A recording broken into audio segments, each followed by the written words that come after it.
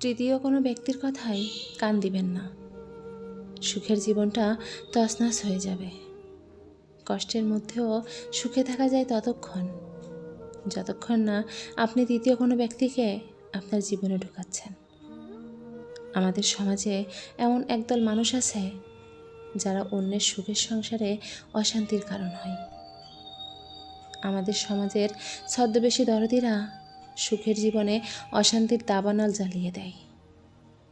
সেই ছদ্মবেশী লোকগুলো নিজের থেকে কিন্তু আপনাকে কিছুই দিবে না, কিন্তু অন্যের থেকে অবৈধভাবে আদায় করার পদ্ধতি শিখিয়ে দিয়ে আপনাকে জিতিয়ে দেওয়ার নামে ধ্বংসের দিকে ঠেলে দেবে। জীবনে তৃতীয় ব্যক্তিকে কখনোই প্রবেশ করতে দিবেন না।